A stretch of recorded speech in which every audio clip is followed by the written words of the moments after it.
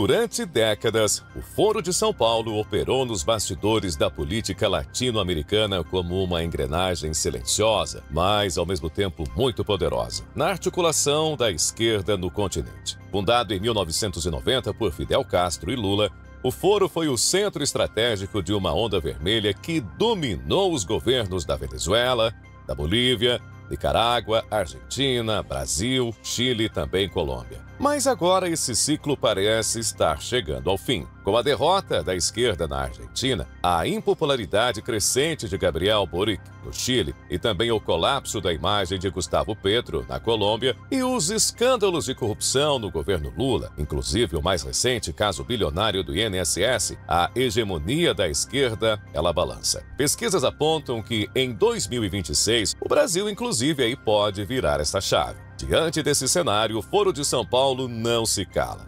Ele se reinventa. E nesse vídeo nós vamos revelar como a esquerda está mudando a sua tática para continuar no poder, mesmo quando ela perde nas urnas. Em 1990, no auge da crise do socialismo soviético e com o mundo assistindo à queda do Muro de Berlim, um grupo de líderes de esquerda da América Latina se reuniu em São Paulo, sob a coordenação do Partido dos Trabalhadores e também de Fidel Castro. O objetivo declarado era reformular aí as estratégias da esquerda diante da nova ordem mundial. E, portanto, assim, nasceu o Foro de São Paulo, um organismo internacional que mudaria de forma silenciosa os rumos da política latino-americana nas décadas seguintes. A criação do Foro foi uma resposta direta ao colapso da União Soviética, que até então servia aí como espinha dorsal ideológica e também financeira para grande parte da esquerda mundial. Sem Moscou, os partidos e movimentos de esquerda da América Latina eles precisavam se reorganizar e também encontrar novas fontes de apoio e traçar um novo caminho para expandir aí a sua influência. A ideia ela era simples: unir partidos, grupos armados, sindicatos, movimentos sociais e intelectuais de esquerda em torno de um projeto comum para o continente. O Foro de São Paulo não é um partido nem uma instituição formal com sede fixa ou orçamento público.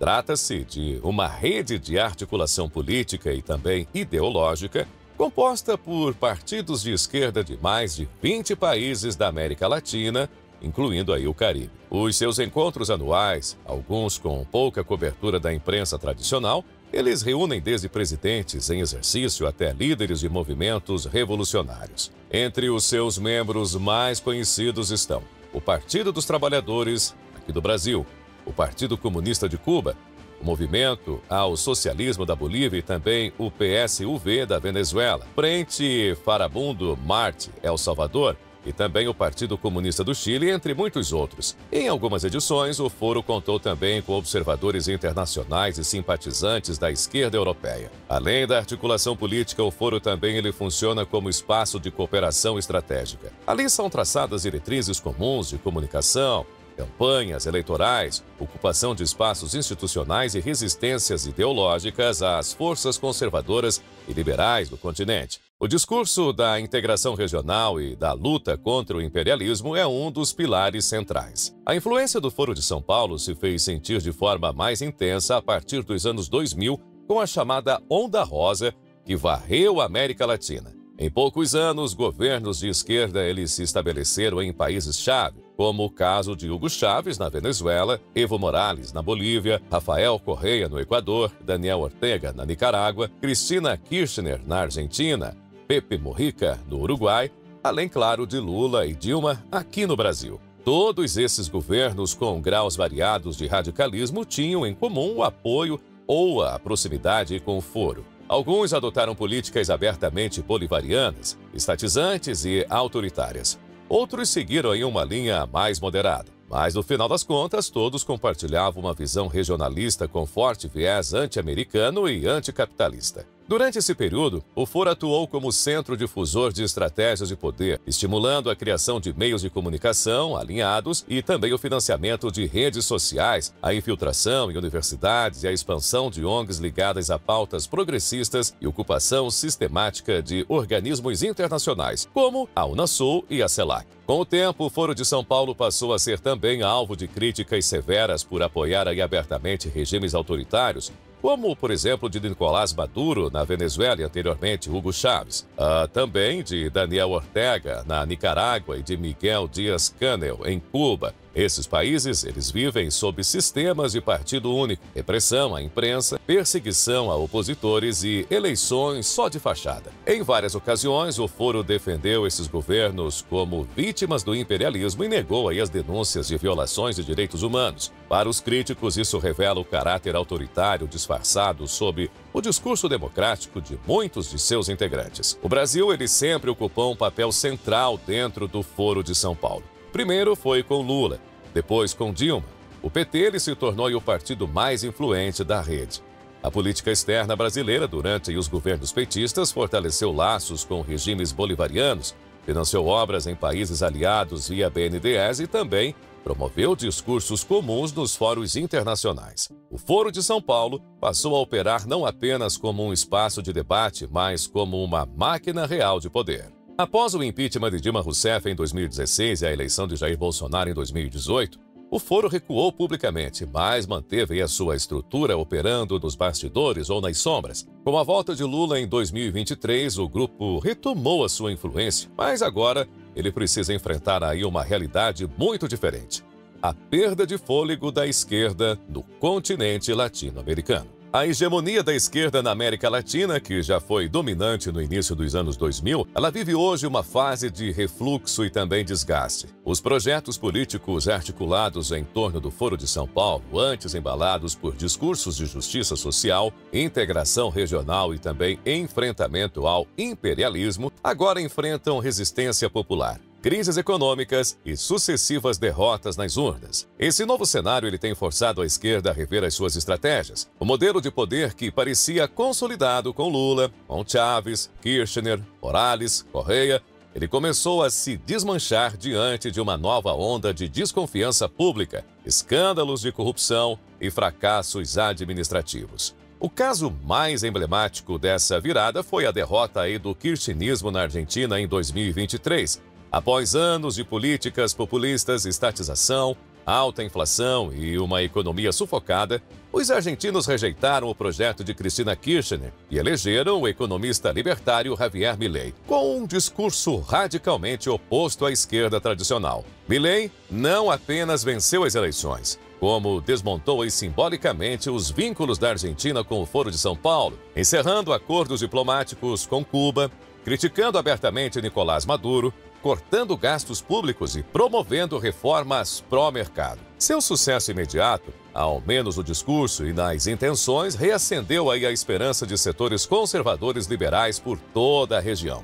Já no Chile, Gabriel Boric, eleito em 2021 como símbolo da nova esquerda progressista, ele viu a sua popularidade despencar em menos de 2 anos. Sua tentativa de implementar aí uma nova Constituição com forte viés ideológico foi rejeitada nas urnas por mais de 60% da população, que considerou o texto radical e divorciado da realidade do país. Além disso, Boric enfrenta críticas por sua condução da segurança pública, com o aumento da violência urbana, avanço do narcotráfico e crises econômicas que corroem o poder de compra da população. Hoje, pesquisas apontam que a direita chilena ela pode retornar ao poder nas próximas eleições presidenciais. Um duro golpe para o projeto continental da esquerda. Na Colômbia, Gustavo Petro, primeiro presidente assumidamente de esquerda da história recente do país, também enfrenta aí uma curva de desgaste acelerada. Denúncias envolvendo familiares, má gestão econômica e críticas à tentativa de reaproximação com grupos armados geraram forte reação aí da classe média e também das Forças Armadas. Petro, que chegou ao poder com promessas de paz, justiça social e reformas inclusivas,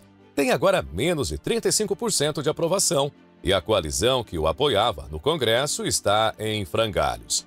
O discurso radicalizado e a tentativa de governar por decretos lembram os primeiros passos de governos autoritários, e isso tem assustado até parte de seus antigos eleitores. No Brasil, a situação também é crítica. Apesar da volta de Lula ao poder em 2023 com apoio internacional e institucional, seu governo não conseguiu empolgar a população. A economia patina, o desemprego cresce e os escândalos de corrupção voltaram a assombrar. O caso mais recente envolve aí o INSS, com denúncias de desvios bilionários ligados a sindicatos e também entidades apadrinhadas politicamente. As investigações apontam fraudes em empréstimos consignados, aposentadorias indevidas e esquemas de intermediação de benefícios. O impacto foi direto na popularidade do presidente. A última pesquisa do Instituto Atlas mostrou aí uma queda de mais de 8 pontos percentuais em apenas 2 meses. Além disso, a aproximação de Lula com regimes autoritários como Venezuela e Cuba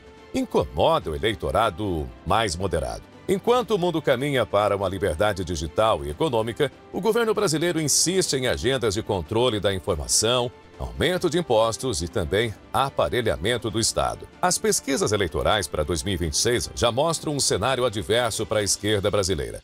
Candidatos conservadores aparecem em vantagem e a rejeição ao atual governo cresce entre jovens, empreendedores, evangélicos e setores do agronegócio. Justamente as frentes que mais se mobilizavam politicamente. A esquerda outrora dominante começa a se tornar aí refém das próprias promessas não cumpridas. O discurso de combate à corrupção ele perdeu totalmente a força. A retórica social já não convence em meio à inflação e à insegurança, e a tentativa de censura nas redes sociais só aprofunda a rejeição. Com a perda de popularidade, os escândalos sucessivos e também o avanço da direita em vários países da América Latina, o Foro de São Paulo compreendeu algo fundamental. As urnas não são mais território garantido. A esquerda, que por anos se beneficiou de um discurso moralizante e também de promessas sociais, agora ela precisa se reinventar para sobreviver politicamente e continuar influenciando o poder mesmo fora do governo. E nesse novo contexto, a estratégia deixou de ser puramente eleitoral. O foco atual é conquistar e dominar corações e mentes por outros meios, que são eles a cultura, educação, narrativas digitais, influência institucional e articulação com organismos internacionais. O objetivo ele é muito claro: controlar os fluxos de informação, modelar o imaginário coletivo e blindar ideologicamente os espaços de poder, mesmo quando a esquerda ela é derrotada nas urnas. A esquerda entendeu que a guerra política ela não se vence apenas com votos, mas com hegemonia cultural, inspirados nas ideias de Antônio Gramsci. O Foro de São Paulo e os seus aliados passaram a investir intensamente em áreas como produção audiovisual, literatura, música, universidades e mídias alternativas, canais de YouTube, podcasts, coletivos artísticos, editoras e grupos de teatro passaram a funcionar como braços ideológicos, promovendo pautas progressistas e criminalizando qualquer pensamento divergente como fascista, negacionista ou antidemocrático. Esses espaços culturais, muitas vezes sustentados por editais públicos e leis de incentivo, atuam de forma sutil e constante para modelar a visão de mundo das novas gerações. Além disso, o uso de celebridades, influenciadores e artistas engajados ampliou o alcance dessas ideias. O discurso ele deixou de ser apenas político e passou a ser emocional, simbólico e afetivo. Não basta ganhar debates, é preciso conquistar simpatia e também associação com causas nobres. A narrativa importa mais do que os fatos. Mesmo fora do executivo, a esquerda mantém aí um amplo domínio da burocracia estatal, especialmente em áreas sensíveis como educação, cultura, meio ambiente, órgãos reguladores e até no judiciário. Essa ocupação ela permite influenciar políticas públicas e travar projetos de adversários, criando uma espécie de Estado profundo, ideologicamente comprometido. No Brasil, por exemplo, diversos cargos estratégicos são ocupados por técnicos ligados historicamente ao PT, ao PSOL ou movimentos sociais vinculados ao Foro. Essa infiltração ela não é exclusiva, também ocorre em países como Chile, Colômbia e até no Paraguai. Mesmo com governos de direita eleitos, a máquina administrativa, muitas vezes, ela continua sob o controle ideológico da esquerda. Esses grupos garantem que certos temas permaneçam intocáveis, que reformas sejam barradas ou desaceleradas,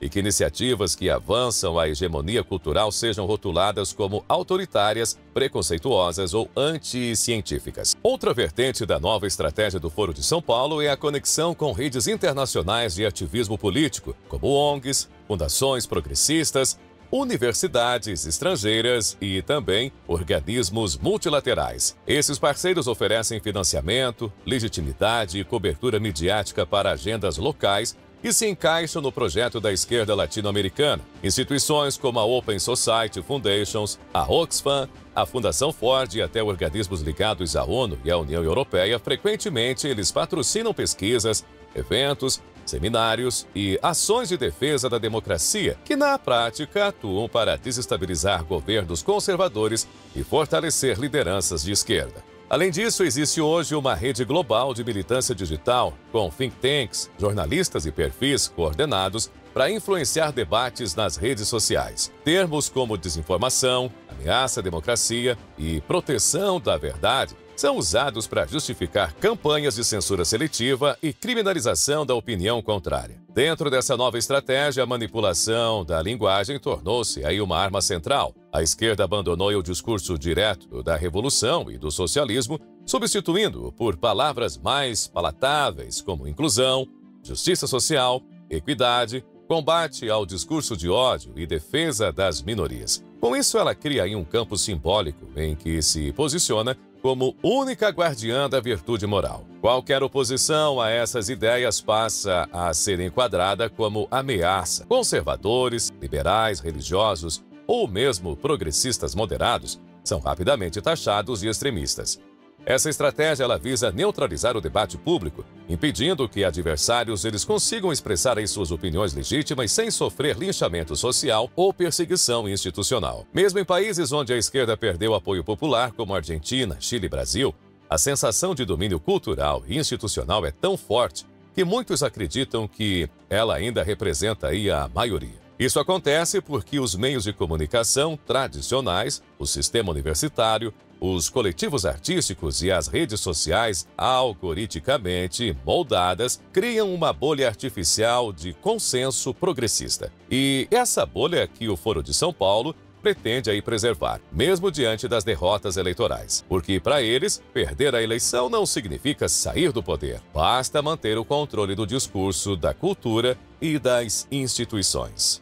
As eleições presidenciais de 2026 no Brasil não serão apenas aí uma disputa entre nomes ou partidos. Será, na prática, um plebiscito sobre o futuro institucional do país. E mais do que isso, um ponto de inflexão para a esquerda latino-americana. Com a perda de aliados estratégicos como a Argentina e também o desgaste crescente de governos de esquerda em países como Chile, como Colômbia e também do Peru, o Brasil tornou-se aí o último bastião do projeto político alinhado ao Foro de São Paulo. Diante disso, a possível derrota de Lula ou de um sucessor indicado por ele em 2026 representa uma ameaça real ao domínio simbólico e prático que a esquerda construiu desde a redemocratização. E é por isso que, mais do que nunca, a estrutura política, jurídica, midiática e também cultural do país tem sido mobilizada para que seja evitada aí uma alternância de poder e possa, digamos que, desmontar aí o projeto progressista que está em vigência. Nos últimos anos, especialmente após 2018, o campo conservador no Brasil passou aí por uma profunda reconfiguração. Deixou de ser apenas uma força difusa nas redes sociais para se transformar em um movimento orgânico, mobilizado e com identidade própria. Com pautas centradas na defesa da família,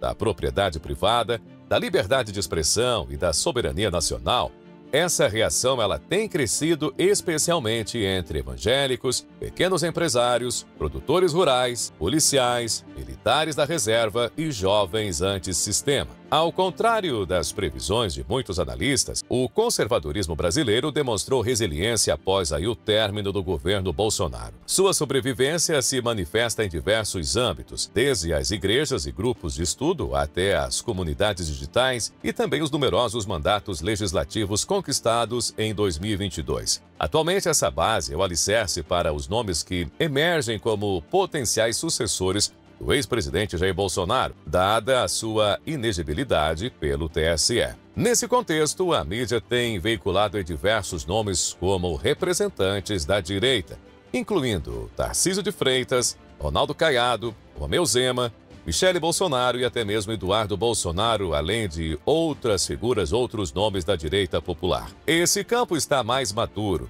mais pragmático e melhor articulado, e enxerga em 2026 como uma oportunidade histórica de retomar o comando do Executivo Federal com um programa de reformas liberais, desburocratização, despolitização das instituições e enfrentamento direto ao aparelhamento do Estado. A esquerda, por sua vez, vive um dilema. Sabe que não tem mais a maioria da população ao seu lado, mas mantém o domínio das engrenagens institucionais que regulam a vida nacional. Por exemplo, o STF, o TSE, agências reguladoras, universidades, sindicatos e grande parte da grande imprensa operam hoje com forte viés ideológico e funcionam, na prática, como barreiras de contenção contra o avanço conservador. Esse arranjo, no entanto, depende de um elemento central, a manutenção do poder executivo. É ele quem distribui cargos, recursos e emendas que alimentam o sistema. Sem a presidência da República, o castelo começa a ruir. Daí o temor crescente de uma alternância em 2026 que pode colocar fim ao ciclo iniciado com a redemocratização e consolidado nos anos 2000, com os governos do PT. Nos bastidores, há uma preocupação real com a possibilidade de um governo conservador promover auditorias em órgãos públicos, cortes e repasses para ONGs e também universidades aparelhadas, além de privatização de empresas estatais ideologizadas e reformas que limitem o poder das cortes. E, sobretudo, com a reforma de uma pauta de valores que desfaça décadas de hegemonia cultural progressista. Sabendo do risco, a esquerda já iniciou uma nova campanha narrativa e se intensificará até 2026. As palavras de ordem são conhecidas: ameaça à democracia, retorno do autoritarismo, golpismo, desinformação, terrorismo digital. A estratégia será criminalizar adversários políticos antes mesmo das urnas abrirem, condicionando o debate público e neutralizando o discurso conservador com base em rotulagens morais. A grande imprensa, que perdeu boa parte de sua credibilidade, mas ainda exerce influência, será um dos principais vetores dessa estratégia. Espera-se uma cobertura altamente seletiva, com blindagem de escândalos ligados ao governo petista e superexposição de qualquer declaração controversa de líderes da oposição. Paralelamente, as redes sociais serão palco de uma verdadeira batalha digital. A esquerda conta com o apoio de plataformas checadores de fatos e também de algoritmos favoráveis. A direita, por sua vez, aposta em influenciadores independentes, mídia alternativa e canais populares que conseguem furar a bolha institucional. Mais do que uma presidência, o que estará em jogo em 2026 será o modelo de país que prevalecerá na próxima década. De um lado, a manutenção de um Estado inchado, controlador e orientado por agendas internacionais. De outro, a tentativa de restaurar a soberania nacional, reduzir a interferência estatal e reequilibrar os poderes. A eleição não será apenas sobre Lula ou seu adversário. Será sobre liberdade de expressão, ativismo judicial, imprensa militante e os limites do poder político. Será, enfim, um divisor de águas para o Brasil e para a América Latina, onde todos os olhos estarão voltados para o desfecho da disputa no maior país do continente. O Foro de São Paulo, nunca foi apenas uma reunião de partidos. Ele é um projeto de poder continental que operou e opera nas sombras durante décadas. Hoje, diante da rejeição popular, ele se adapta, ocupa espaços culturais, manipula narrativas e busca se manter no controle, mesmo quando perde nas urnas. O Brasil, é o epicentro dessa disputa, e as eleições de 2026 serão decisivas. Entender os bastidores da política latino-americana é enxergar que nada acontece por acaso. Enquanto muitos focam nos palanques, os verdadeiros movimentos acontecem longe dos holofotes, articulados por redes de influência, estruturas ideológicas e também estratégias globais de dominação simbólica. Bom, se você gostou desse conteúdo, inscreva-se no nosso canal Impávido Colosso, deixe o seu like no vídeo, ative o sininho das notificações e também deixe o seu comentário o que você acha de tudo isso. E claro, compartilhe com aqueles que desejam uma compreensão mais profunda do Brasil. Um grande abraço e até o nosso próximo vídeo.